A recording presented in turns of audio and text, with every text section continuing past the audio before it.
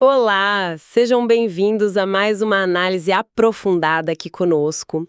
E hoje, vamos começar com uma ideia que, olha, me fez realmente parar para pensar. Sabia que o nosso sistema digestório, o trato gastrointestinal, o TGI, ele é muito mais que um tubo? Parece que ele pode ser tipo o maior órgão endócrino do corpo. Pois é uma perspectiva que, assim, muda bastante coisa, né? Deixa de ser só um processador de comida para virar um ator principal na regulação do corpo todo. E é justamente sobre essa rede complexa de hormônios que a gente vai mergulhar hoje, usando como base o material do Dr. Dari Santucci. E essa análise, acho importante dizer, é super relevante para quem está na caminhada das ciências morfofuncionais, como os estudantes da Anguera, né? Para fortalecer essa base científica na saúde. Exatamente. Então, o nosso foco hoje, hormônios do sistema digestório. E a ideia aqui, né, não é só decorar nome, é entender o papel crucial deles, na digestão, claro, mas também na absorção, no controle do metabolismo geral, como essa química toda é essencial para a área da saúde. Exatamente. Desvendar essa complexidade é, na verdade, entender a própria linguagem do corpo. Como esses sinais químicos, eles organizam tudo, desde a fome até como a gente guarda a energia. Entender isso é a chave, sabe? Não só para a fisiologia normal, mas para sacar o que acontece em várias doenças e como os tratamentos funcionam. É a base científica que o Dr. Santucci tanto valoriza para os alunos dele. Ok, então vamos tentar desempacotar isso melhor. A afirmação do material de que o TGI é provavelmente o maior órgão endócrino é bem forte. Eu confesso que, assim, de primeira, pensaria na tireoide, sabe? Nas adrenais. Mas o intestino? Isso vira mesmo a chave de como a gente olha para a digestão? Vira, com certeza. E o fascinante é a regulação integrada. Não é um hormônio agindo sozinho, isolado. A fisiologia do TGI, que já é complexa, pensa em digestão, absorção, o movimento peristáltico, metabolismo, estoque de energia. Tudo isso é governado por uma interação muito sofisticada. A gente tem o sistema endócrino, né, os hormônios, mas tem o neuroendócrino, o nervoso com aquele cérebro próprio do intestino e até o sistema imune. Todos trabalhando juntos. Uma orquestra. Gostei dessa imagem. Quer dizer que se um instrumento desafinar, pode bagunçar a música toda, do sistema digestório e até do corpo. Exatamente. Por isso, essa integração é tão vital. A comida chega e não dispara só uma coisinha local. Não, ela inicia uma cascata de sinais que vão preparar outras partes do GGI lá na frente, ajustar secreções, modular a velocidade do trânsito e ainda mandar avisos para o cérebro sobre como está a nutrição. E essa influência, olha, vai muito além das paredes do intestino. É verdade, o material dá um exemplo ótimo disso, que é a saliva. Fala que a composição dela muda por causa do ADH, o hormônio antidiurético, e da aldosterona. São hormônios que a gente geralmente liga mais aos rins, né? Controle de pressão, equilíbrio de água e sal. Como que eles mexem com a saliva, lá no comecinho? Excelente para mostrar como o TGI está, assim, mergulhado no ambiente do corpo todo. O ADH e a aldosterona, eles regulam o balanço de água e eletrólitos do corpo inteiro. Como a saliva é um fluido corporal, a composição dela, quanta água tem, concentração de íons, também recebe um ajuste fino desses hormônios sistêmicos. Mostra que o TGI não está isolado, sabe? Ele responde e influencia o estado geral do organismo, até na composição dos fluidos que ele mesmo produz. Entendi. Não é uma ilha isolada, né? E falando nessa conexão com o corpo todo, o material também amarra muito a função do TGI com o controle do metabolismo geral. Isso vai além dos hormônios só dali, do estômago, intestino, certo? Envolve aqueles nomes mais famosos do metabolismo. Correto. Hormônios que a gente estuda em outros contextos, né, metabólicos, têm papéis-chave em coordenação com o TGI. Insulina e glucagon, os maestros da glicose. O cortisol, que é o do estresse, mas mexe muito com o metabolismo e até com o intestino. Epinefrina, norepinefrina, adrenalina e noradrenalina para mobilizar energia rápido. E até o hormônio do crescimento. Todos eles conversam com os sinais que vêm do TGI para regular o metabolismo do corpo como um todo. Então, peraí. Como o corpo decide se vai guardar gordura, queimar energia, como a gente reage ao jejum ou a uma refeição super farta? Até o controle de peso, temperatura, tudo isso tem influência hormonal vinda do sistema digestório ou interagindo com ele? Exato. Se a gente conectar os pontos, o TGI funciona quase como um grande sensor do estado nutricional. Ele lê o que está chegando, nutrientes, calorias, e aí, através dos seus próprios hormônios e dessa interação com os outros hormônios sistêmicos, ele informa o cérebro, outros tecidos, influenciando direto como a energia vai ser gerenciada. Pensa no cortisol que você mencionou. Estresse crônico. Ele pode alterar a motilidade do intestino, a permeabilidade da barreira, até a absorção de nutrientes. Mostra bem essa via de mão dupla, né? Aquela imagem da central de controle está fazendo cada vez mais sentido. Ele não só processa o combustível, mas ajuda a decidir como usar, estocar, mobilizar em todo o país que é o nosso corpo. Isso reforça demais a importância de entender essa comunicação para a saúde, né? Sem dúvida. E essa visão integrada é a base para entender não só a fisiologia normal, mas muitas condições clínicas, como diabetes tipo 2, obesidade, síndrome metabólica, condições que, aliás, têm tudo a ver com a cardiologia, uma das especialidades do Dr. Santucci. Mostra como esse conhecimento morfofuncional do TGI bate lá em várias áreas. Agora, vamos mergulhar nos hormônios que são produzidos ali mesmo, no TGI abdominal. O material destaca 5 principais. Aqui a coisa fica bem interessante. Vamos conhecer os protagonistas dessa história. Gastrina, secretina, colecistoquinina, que a gente pode chamar de CKK, né, para facilitar, o peptídeo inibidor dástrico, o GIP, e a motilina. Isso, mas é bom notar que a fonte fala que existem dúzias de outros pequenos hormônios e moléculas neuroendócrinas também essenciais.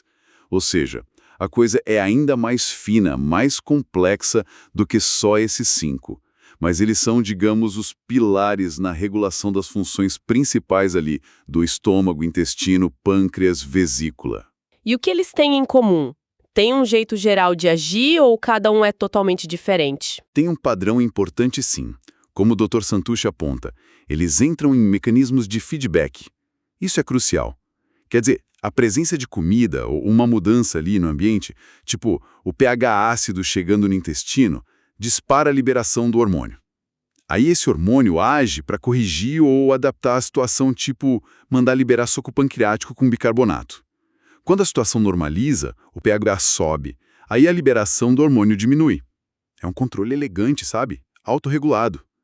Outra coisa comum é que eles agem em vários alvos diferentes, coordenando a resposta de vários órgãos. Um sistema inteligente mesmo, de autorregulação. Vamos olhar mais de perto, então. A gastrina, onde ela entra? A gastrina é a estrela lá do estômago. É liberada quando chega proteína, né, peptídeos, aminoácidos, e também quando o estômago distende. A função principal dela, mandar as células parietais secretarem ácido clorídrico, o HCl, fundamental para começar a digestão de proteína e matar bactérias. Ok, gastrina, ácido no estômago, entendido. E a secretina? A secretina já é a resposta do duodeno, a primeira parte do intestino delgado, quando aquele ácido do estômago chega lá. Quando o quimo, o ácido, entra no duodeno, pum, libera a secretina no sangue, ela viaja até o pâncreas e manda o recado. Precisamos neutralizar esse ácido. Aí o pâncreas responde liberando um suco rico em bicarbonato. Curiosidade, foi o primeiro hormônio descoberto, lá no comecinho do século XX. Que legal! Então, secretina neutraliza o ácido via pâncreas e a colecistoquinina, a CKK. O material fala que ela responde a gorduras e proteínas. Exatamente. A CKK também é liberada ali no duodeno e jejuno, mas o gatilho principal é gordura e produto da digestão de proteína. Ela tem várias ações importantes. Uma, estimular o pâncreas a liberar as enzimas digestivas lipases, proteases, amilases. 2, fazer a vesícula biliar contrair para liberar a bile, que é essencial para digerir e absorver gordura. E 3, ela também ajuda na sensação de saciedade, agindo lá no cérebro. É um hormônio multitarefa super importante para processar refeições mais complexas. Entendi. CKK igual enzimas do pâncreas plus bile plus ajuda na saciedade. Multitarefa mesmo. E o GIP, peptídeo inibidor gástrico. O nome sugere que ele para o estômago. O nome histórico confunde um pouco. Ele até pode ter um efeitinho inibitório no ácido e no esvaziamento do estômago em doses altas, mas a função mais importante que a gente reconhece hoje é outra.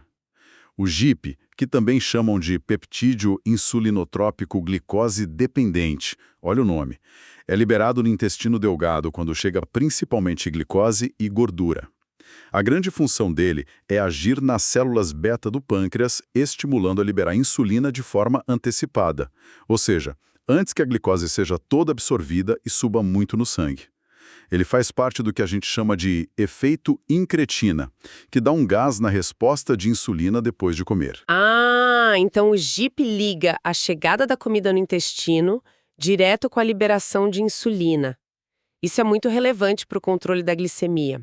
GIP igual ajuda a liberar insulina. Fascinante como eles se encaixam. Falta a motilina. O material dá um destaque para ela e para uma coisa chamada complexo mioelétrico migratório, o MMC. O que é isso? A motilina e o MMC são a equipe de limpeza do TGI. O MMC não rola durante a digestão ativa, não. Ele acontece nos períodos entre as refeições quando o estômago e o intestino delgado estão mais vazios. É aí que a motilina entra em ação. Ela dispara umas ondas peristálticas bem fortes, coordenadas, que começam no estômago e vão varrendo todo o intestino delgado. Ondas de limpeza. Tipo uma faxina interna que acontece de tempos em tempos? Exatamente essa é a ideia. Essas ondas potentes empurram para frente qualquer resto de comida que não foi digerido, células que descamaram da mucosa, secreções acumuladas e, muito importante, bactérias. Elas varrem tudo na direção do intestino grosso. Essa faxina, que acontece mais ou menos a cada 90, 120 minutos no jejum, é essencial para evitar o supercrescimento bacteriano no intestino delgado, o tal do SIBO ou SIDA, que é uma condição que pode dar inchaço, dor, diarreia, má absorção. Então a motilina é a maestrina dessa higiene fundamental entre as refeições. Uau! Essa função da motilina é muito mais central do que eu pensava. Manter a casa limpa, literalmente. Então, enquanto os outros 4, gastrina, secretina, CCK, GIP, organizam a festa da digestão quando a comida chega, a motilina cuida da arrumação depois que os convidados foram embora. É uma ótima forma de resumir uma coreografia hormonal bem complexa, tanto durante quanto entre as refeições, para garantir eficiência e saúde para o sistema. Agora, pensando nos estudantes da Anhanguera, que estão mergulhando nas ciências morfofuncionais, essa complexidade toda de hormônio pode parecer meio abstrata. Como que a gente conecta esse conhecimento tão detalhado com a prática futura na saúde? Essa é a pergunta-chave, né? E a resposta é: essa compreensão é a base de tudo na área da saúde. Para os estudantes de ciências morfofuncionais, entender essas vias hormonais não é só decorar nome para a prova, não mesmo. É construir o alicerce para entender como o corpo funciona, fisiologia, e talvez mais importante ainda, porque às vezes ele não funciona bem, a fisiopatologia. Por exemplo, entender a gastrina é chave para sacar a doença ulcerosa péptica e como funcionam os remédios, os inibidores de bomba de prótons. Entender a CKK ajuda a raciocinar sobre o problema de vesícula, insuficiência pancreática. Falha no MMC, que a motilina comanda, pode ter a ver com SIBO, com gastroparesia. Então, não é só saber o nome. É entender o processo que o hormônio regula e o que acontece quando esse processo dá errado. Precisamente. E isso vai direto para a farmacologia. Muitas terapias modernas usam justamente essas vias. Remédio para diabetes que imita ou aumenta a ação das incretinas, como o GIP e o GLP-1, são exemplo fantástico de como a pesquisa básica sobre hormônio intestinal virou tratamento inovador. Compreender a morfofuncionalidade permite ao futuro profissional entender por que um remédio é usado, como ele age, o que esperar dele, quais os efeitos colaterais. Não é usar por receita, é usar sabendo o porquê. Ok, agora sim faz todo sentido. Dominar esses conceitos é essencial para interpretar os sinais do paciente, os sintomas, escolher exame, entender as opções de tratamento. Isso vale para o gastro, claro, mas para o clínico geral, para o endócrino e, como você falou, até para o cardiologista lidando com consequência metabólica. A base morfofuncional é universal. Exatamente. É o conhecimento científico sólido que permite avançar na área da saúde, como o Dr. Santucci quer para os alunos dele. É a ciência básica iluminando a prática clínica eficaz, raciocinada em qualquer especialidade. Excelente. Vamos então só recapitular os pontos altos aqui da nossa conversa.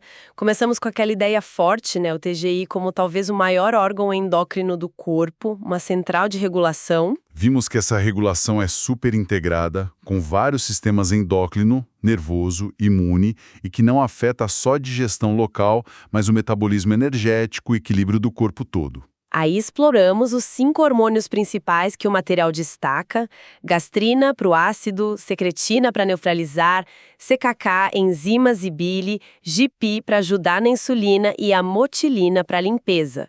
Vimos as funções-chave e os feedbacks. Demos um destaque para a motilina e para o complexo mioelétrico migratório, o MMC, ressaltando essa função crucial de faxina intestinal entre as refeições, para evitar supercrescimento de bactérias. E, por fim, amarramos bem a importância disso para os estudantes de ciências morfofuncionais da Anhera. Mostramos como entender essas vias hormonais é fundamental para a fisiologia, fisiopatologia, para a prática clínica e farmacológica em várias áreas. É a ciência como ferramenta mesmo. Perfeito. Agora, para fechar com uma provocação, uma reflexão, vamos voltar naquela informação de que, além desses 5 aí, existem dúzias de outros pequenos hormônios e moléculas neuroendócrinas agindo no TGI. Sim, essa parte ficou martelando. Se com 5 a complexidade já é gigante, imagina dezenas de outros sinais. Exato. A pergunta que fica, né, especialmente para quem tem a mente curiosa e quer avançar no conhecimento científico na saúde é: com esse concerto hormonal tão intrincado, que papéis que a gente ainda não desvendou totalmente esses sinais menos conhecidos podem ter? Será que eles são as chaves que faltam para entender regulações ainda mais finas da saúde intestinal, do metabolismo, ou talvez até de condições que hoje a gente nem liga direto com a digestão? Se a gente pensar no eixo intestino-cérebro, na inflamação sistêmica de baixo grau, nas respostas imunes, que segredos esses outros mensageiros ainda guardam, hein? Uau! Isso realmente abre um campo enorme para pesquisa, para descoberta, pensar que ainda tem tanto para a gente desvendar sobre essa central de comando dentro da gente é humilde e ao mesmo tempo estimulante, um excelente ponto para a gente continuar pensando.